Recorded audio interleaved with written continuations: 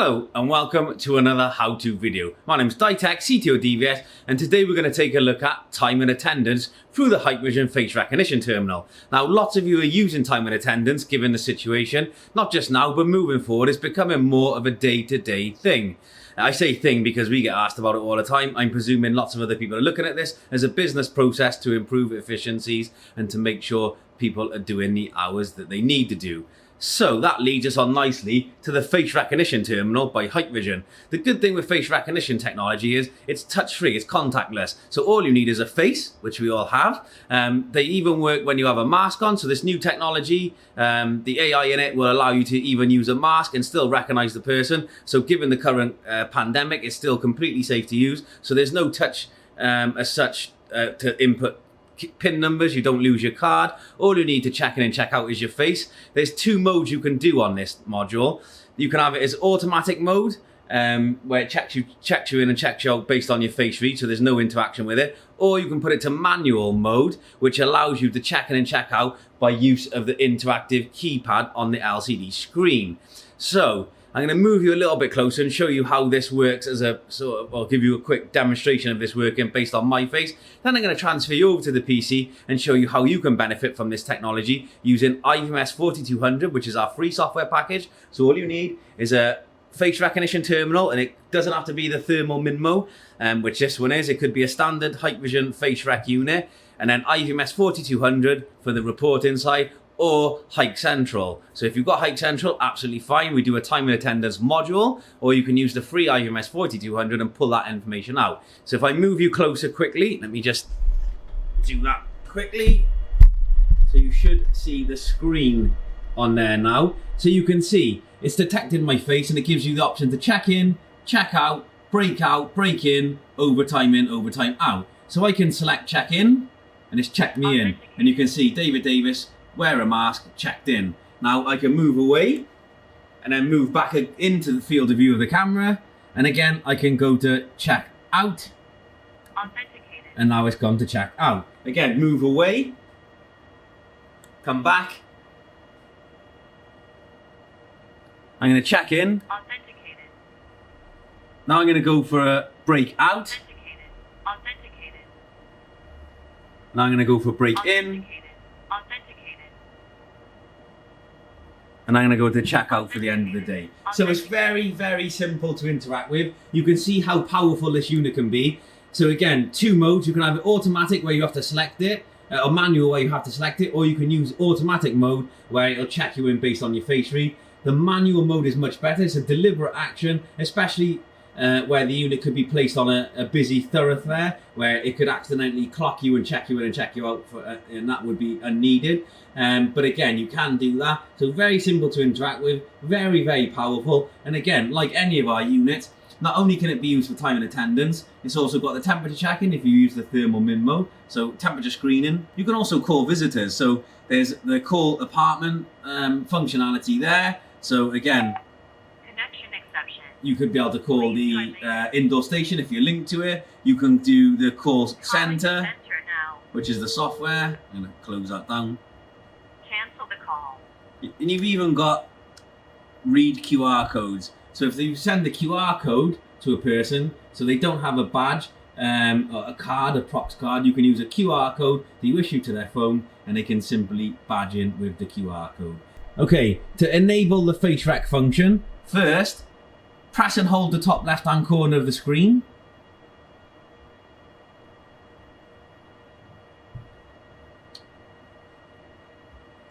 We enter administration mode, so we're going to input my password.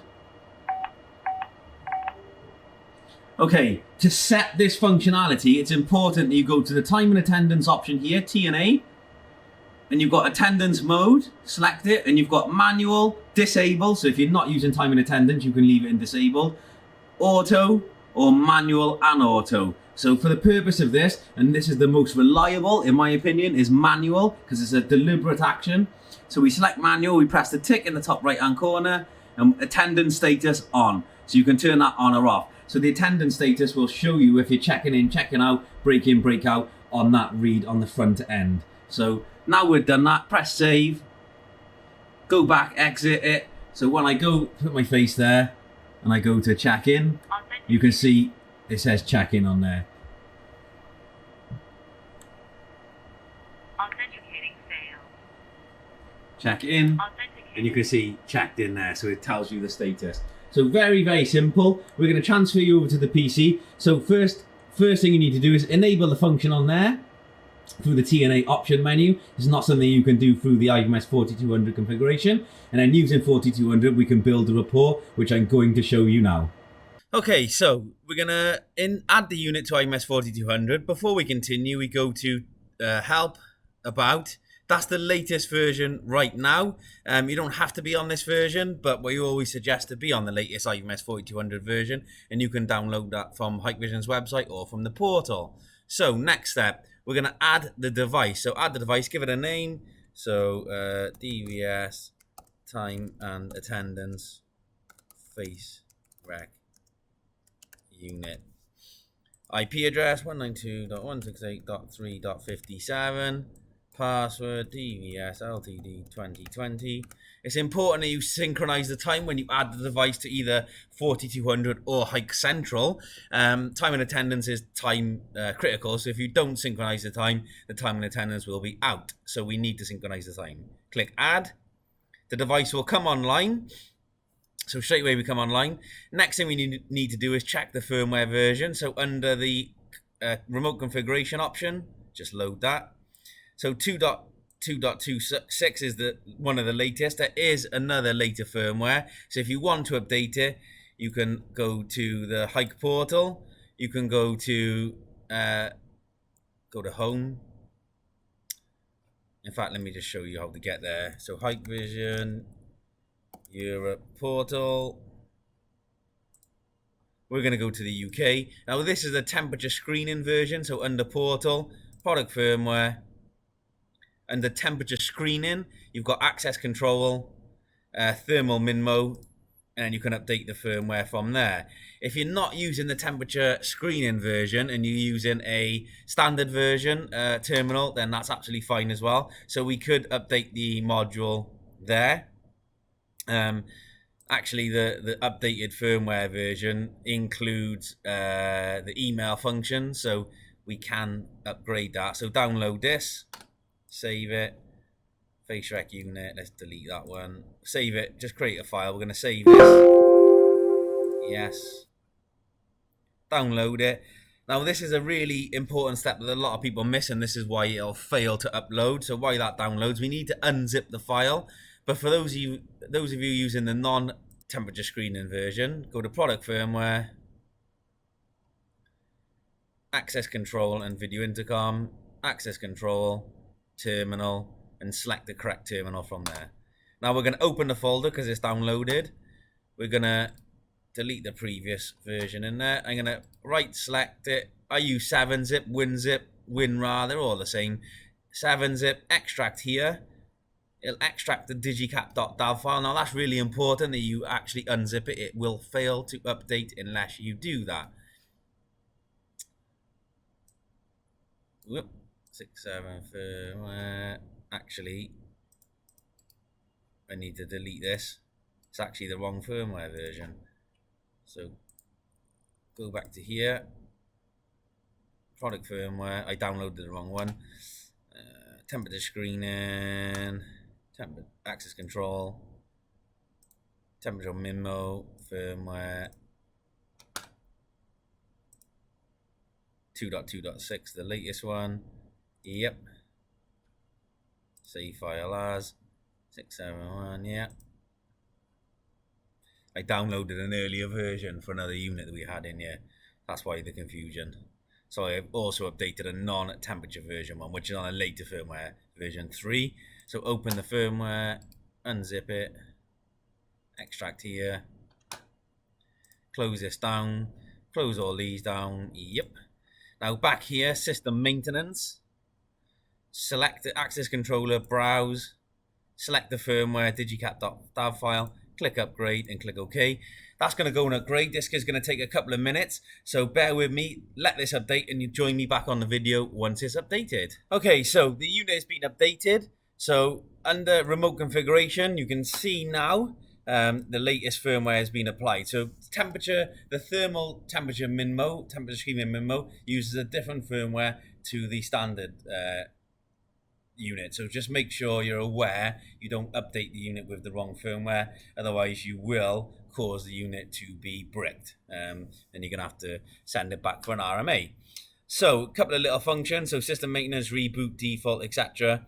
Network, we've already set the parameters. The report strategy, network center parameters and link network parameters, we don't really need to use any of this. The only thing I do use under the link network settings is the master station IP address. It could be the center, so it could be the software IP address. It could be the handset, the concierge desk phone with the desk phone that goes on the indoor station with the desk phone. It could be the intercom system. So again, you can choose what you link to the master station IP address there. Okay, so I've just pointed it to the master station that we got here. No particular reason, I just do it by default. You've got the alarm settings, others. So under others, you've got audio prompt, upload pictures after capturing, save pictures, must wear face mask. So if you enable that, they must wear a face mask, or this is just a polite reminder. So in the UK, currently we are required to wear face masks in most premises, but we just do it as a gentle reminder rather than enforce it. But you can enforce it. And then Face Rec Terminal settings, you don't need to do much in here. These are all pretty much work as default. The only thing I would do is make sure the camera in it is set to 1080p, not 720. Audio input output, so that's the audio, built-in speaker and microphone settings, operation of the relay and the status of it. That's all you really have to do to set it up. One thing I would remind you that if you're using the thermal or the thermal minmo, the temperature screening one, on the unit itself, you must go into it. By default, out of the box, it is set to temperature measurement only. So log into the unit on the front end, press and hold the top left-hand corner like I showed you at the beginning. Go into the temperature submenu and turn temperature measurement only off. When it's in temperature measurement only on, when you send faces to it, they are not recognized, not stored for this purpose, and all it's looking for is the temperature to be under the threshold to open the relay, to open the door. So we don't want that. Okay, so close this down. We've already set that during the installation, so temperature mode is off. Next thing we have to do, set the person. So it's really important. So go into the person submenu. So in main menu, select person. We're going to create the group and call it DVS time and attendance group. We're going to add a person. We're going to add the face. You can upload a picture using the picture file, so a static JPEG if there's an existing face database. You can take a photo using like a webcam. So service camera front, you can enable that. So webcam or a laptop with a built-in camera. But the most accurate and most reliable way is the remote collection method. Now there's two methods you can use for this. You can use an enrollment station, which is a desktop face enrollment reader, IP-based, power it up, stick it on the network, give it an IP address, and then you can use that to enroll people's faces. Really small unit, iPhone type size. So you can use that as your enrollment station. Really powerful if it's a big system with lots of points or lots of people, so it makes a centralized enrollment method. Or you can use the Face Rec Terminal itself to gather the face and then use it moving forward. This is the most reliable method, so using the Face Rec enrollment or the terminal itself to enroll it. The static JPEGs, I do find they do work, but you can have some false reads or some issues with the validity of it. So anyway, we're going to start the remote capture. So selected the Face Rec unit, start remote capture, collecting. I can stand in front. So my face has been saved. Click OK. And then the rest of it you can fill in as you need. So card, if you've got a card, you do the same. Read the prox card into it. So if you're using a card, same with fingerprint. Not many people are using fingerprint these days, but it's available. Access control group, we haven't made one yet. So the rest of the details you can fill in as required, but not necessary. Click add. And you can keep doing that for all of the people who you want to add to this, either this group or to the system. You don't need to have a specific time and attendance group. It's just easier for me to present the video in this way. Next part, and go back into the main menu. Access control. In the access group, so under authorization and access group, we need to make a group. So we'll call it DVS time and attendance group. All day authorized. select me, and any people you add will be added there. So you just select them and they will be transferred to the selected list. There's only one door on this system, but again, if you had multiple Face Rec units or card readers, you can select all of them that it applies to. Click save. Once you've done that, select a group. The first time you do this, you'll have to do it manually, but moving forward, as you add people, it will then prompt you to apply it now or apply it later. So you can choose now or later. If it's a batch of people, just do it later and do them all together. So select the access group, apply all to device. It's going to go away and send that data to the device. All of it's applied, so we're done, 100% completed. Click on that. Now if I go to monitoring, so I can actually see, if I go and stand in front of this unit now, check in. So you can see now, it's recognized me, so David Davis, click on that, and it's got the direction, enter, wearing a mask, no, it's got the thermal and all the data, even the temperature, so you can see there. Pretty powerful. Okay, so I'm going to go and add my face a couple of times with check in and check out so we get that data.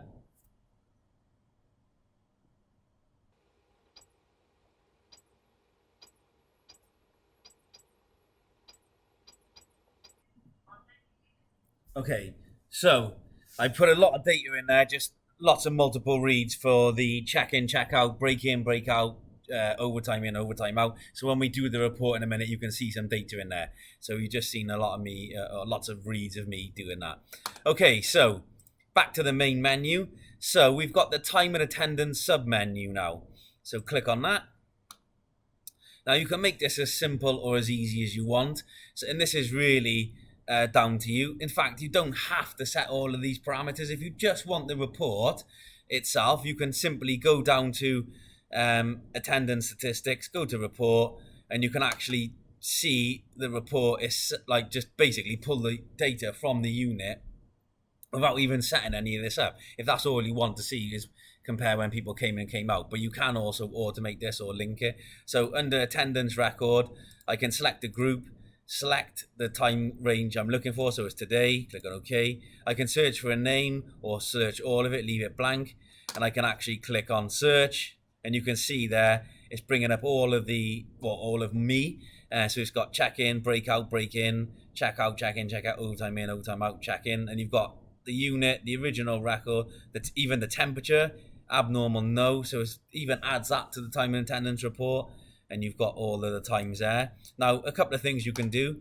I can actually export this. So if I click on report, it just gives it to me in a simple report, which I can print or save. You can see, I don't know if that's, a format that you guys would like. Or you can just click export, original, click it to the desktop.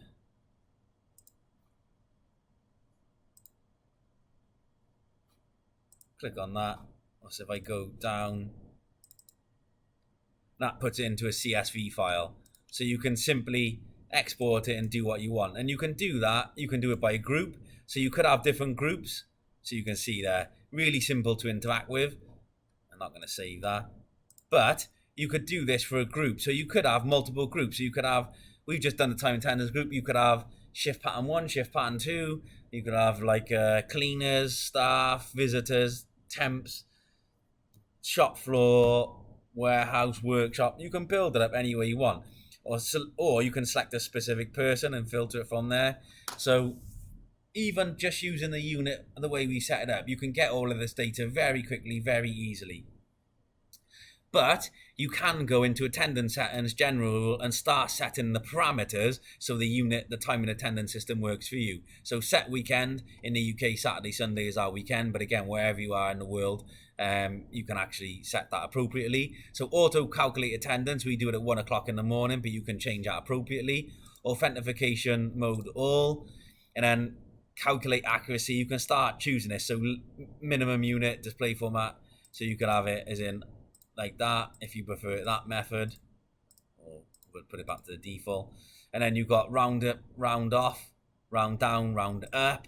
You've got late, minute, hours, work day. So you can start building the advanced functions there. Again, I think most people just want the report. So you get the report and you can see from there. But this sort of helps you build it more into automated overtime.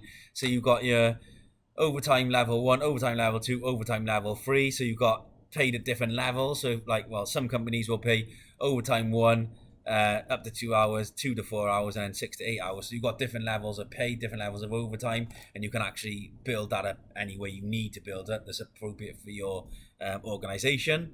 Attendance checkpoints. If you want to do this for the automated report, we'll turn off set all card readers as checkpoint.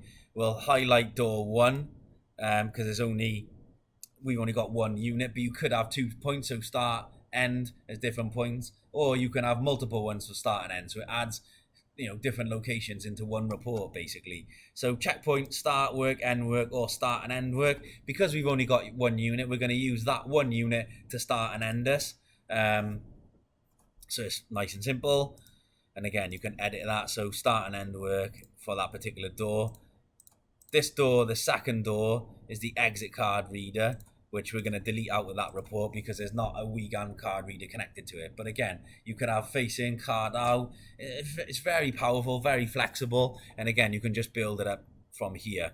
Holiday, so you can add holidays in. So if you've got specific set holidays, click holiday, give it a name, so Christmas, and you can start, if you like, from the 24th, calculate number of days. It could be 10, calculate as normal, repeat annually, click OK. So they're the Christmas holidays. Leave type, and you've got leave and you get out on business, and there's different ones. You can add different functions in there. Then again, more appropriate for your organization. Third party database, you can apply the database and you can fill SQL Server or MySQL. So if you've got a third party database you want to add this data to or send the data to, fill in the appropriate details. I don't have one set up, so I can't do this, but again, you fill in the appropriate details, give it the table names, and send it. Fill in the appropriate details, click save, and then that will send the data from here. The software needs to be running, so does the third party database, and it will send it to that location. If you're really clever and you do have that database set up, just enable that function and send it to wherever you need. Timetable, so the default timetable, again, this is going to be different for every organization, but start work time 9 o'clock, valid check-in from 8:30 till 9:30, end work time is 6 o'clock, valid checkout time from 5:30 till 8:30. So even though the check-in times, maybe you start work at 9 and finish at 6, for instance, you can start earlier and end earlier because some businesses are flexible, so you allow that flexibility, so it could be flexible time, etc. Again, so that you can add multiple ones, so if that one doesn't work for you, you can add as appropriate. Adjust the timescales, check in late, check in out, so build that up any way you need to. And then you've got shift patterns. Again, if you're an organization that uses shift patterns, you may need to add multiple shifts. So like late shift, early, mid shift, fill all the appropriate details in there and save it. Shift schedules, then you've got like what schedule. So I can click on myself, department schedule, person or temporary schedule. So you can start assigning schedules to people. So again, this is how powerful this solution can be. So I can have a department schedule. So DVS time, check-in not required, check-out not required, schedule on holidays, effective overtime, flexible shift pattern on weekend, and you can start building that up. You can see how powerful this can really be, yeah? Cancel that. Attendance handling. Again, I can actually apply for business correct check-in and check-out. So again, if for instance, I checked in today and I needed to correct my check-in time for some reason. Either they knew I was coming in late or coming in early, but the report needed to reflect it to be accurate. So more of a HR function. Correct check-in, select it, and then you correct the right times, click save, and it will update the times that you did check in to the times you altered here. So it's a way of correcting a report. It may be because the time is out, the time on the unit was incorrect. So you need to change the people's check-in, check-out time so the report is accurate and they get paid correctly, for instance. I don't know, you may not be using this for a paid system, but it's there. And then you've got the attendance statistics, so the attendance record, that's the most used interface, is this one here. You've got calculation, so I can go and calculate it. Again, I haven't filled any details in, so it's not going to give me much reporting because I've done it very quickly and I haven't filled in any of the details. And you've got the report type, so you build up your reports. And you've got your regular report. You can add a regular report, so give it a report name, so DVS time and attendance. A monthly report, daily or weekly report, latest one, select the people who need in the report, auto send email report, so effective period, so you can do the report for an effective period if you want, but again, you could do it for a lot in advance. Sending date, what matches your payroll, so let's do it on a Saturday morning, so it's ready for the Monday. Sending time, midnight. Email address is askdvs@dvs.co.uk, for instance, and you can add more in there. Click OK, and then that report will be emailed. Again, you need to fill in the appropriate details, should you want all that shift pattern, etc., but it's as simple as that. And then report display, you can build up that as well, so you can do this, DVS time and attendance, normal, just fill it all in, click save. So basically the report display will, you can customize it. That's really, the time and attendance is as simple as that. You have a unit, assign it for time and attendance. If it's a terminal, like a Face Rec Terminal, which is the most commonly used right now, set the attendance mode to manual on there, and then you just use this report to pull the data off. It really is as simple as that. So hopefully, I know it's quite difficult to set it up to reflect an accurate scenario because every organization will use this in a different manner. But the default one is the one I showed you right at the start, where you just get the data out and then use it however you want as an Excel format. That is the most commonly used. Hopefully that will give you an insight into the time and attendance function. This is the free one as well. If you use Hike Central, you can do even more functions and it starts to become a more integrated system. That's as basic as it gets. Hope you enjoyed the video. Stay tuned, stay subscribed, stay safe, and we'll see you next week for another how-to video.